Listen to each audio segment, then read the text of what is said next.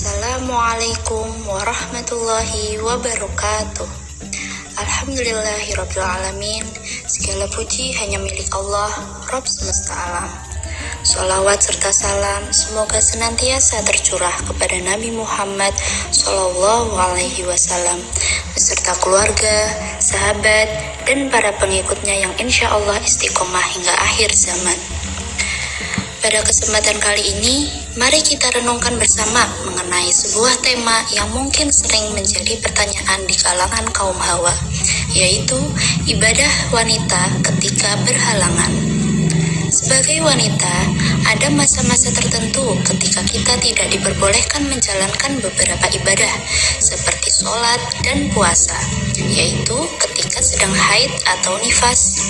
Namun, bukan berarti kesempatan untuk meraih pahala terputus begitu saja.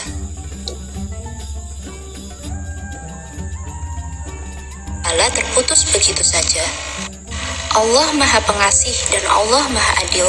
Beliau memberikan berbagai jalan bagi wanita untuk tetap bisa mendekatkan diri kepadanya meskipun sedang berhalangan. Bahkan di saat-saat itu Allah membuka pintu-pintu kebaikan lain yang bisa kita raih. Lantas, apa saja ibadah yang dapat dilakukan oleh wanita ketika sedang berhalangan?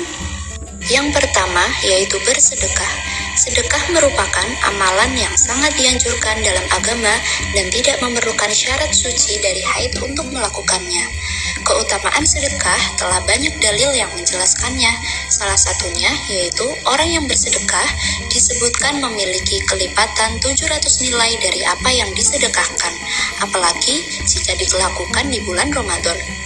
Allah berfirman dalam surat Al-Baqarah ayat 261 yang artinya, perumpamaan orang-orang yang menginfakkan hartanya di jalan Allah adalah seperti orang-orang yang menabur sebutir biji benih yang menumbuhkan 7 tangkai.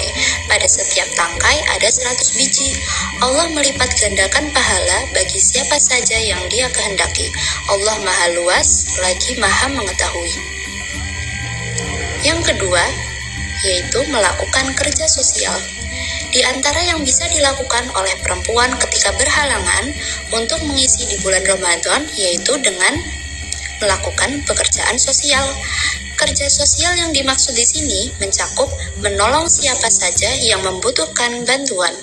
Misalnya, ikut kerja bakti membersihkan lingkungan, membantu menyiapkan makanan untuk berbuka puasa baik di rumah maupun buka bersama di masjid, atau yang lainnya dengan tujuan untuk membantu orang lain.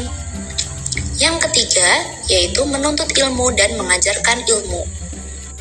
Menuntut ilmu dan mengajarkan ilmu dapat menjadi ibadah yang dilakukan oleh perempuan yang sedang berhalangan, sebab kegiatan yang berhubungan dengan ilmu pengetahuan bernilai baik dan ibadah. Yang keempat, yaitu memberi makan untuk orang yang berbuka puasa.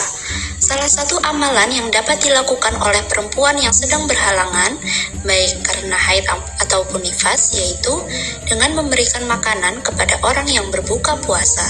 Disebutkan bahwa orang yang memberi makanan untuk berbuka puasa mendapatkan pahala sebagaimana orang yang berpuasa. Dari Zaid bin Khalid al-Juhani, ia berkata, Rasulullah SAW bersabda, barang siapa yang memberi makanan kepada orang untuk berbuka puasa, maka ia mendapatkan pahala sesuai orang yang berpuasa tanpa mengurangi pahala orang yang berpuasa sedikit pun. Hadis riwayat At-Tirmizi. Yang kelima, yaitu memperbanyak zikir. Amalan berikutnya yang dapat dilakukan oleh perempuan yang sedang berhalangan ialah memperbanyak zikir. Membaca zikir dapat mendapatkan keberkahan, terutama ketika bulan Ramadan yang memiliki Lailatul Qadar di dalamnya. Dan yang terakhir yaitu dapat memperbanyak membaca doa. Amalan yang terakhir yang dapat dilakukan oleh perempuan haid ialah memperbanyak membaca doa, sebab membaca doa bisa dilakukan kapan saja, siapa saja, dan termasuk bagi perempuan yang sedang berhalangan. Di antara doa yang dianjurkan untuk terus dibaca ialah doa masyhur dari riwayat Aisyah untuk menyongsong Lailatul Qadar. Imam Ahmad bin Hanbal dalam musnadnya menyebutkan sebuah riwayat bahwa Aisyah pernah bertanya kepada Rasulullah mengenai doa apa yang sebaiknya dibaca ketika menemukan Lailatul Qadar. Kemudian Nabi menjawab, Allahumma innaka afuwun tuhibbul afwa fa'fu anni, yang artinya, ya Allah, Engkau maha pengampun yang menyukai orang yang meminta ampunan, karenanya ampunilah aku.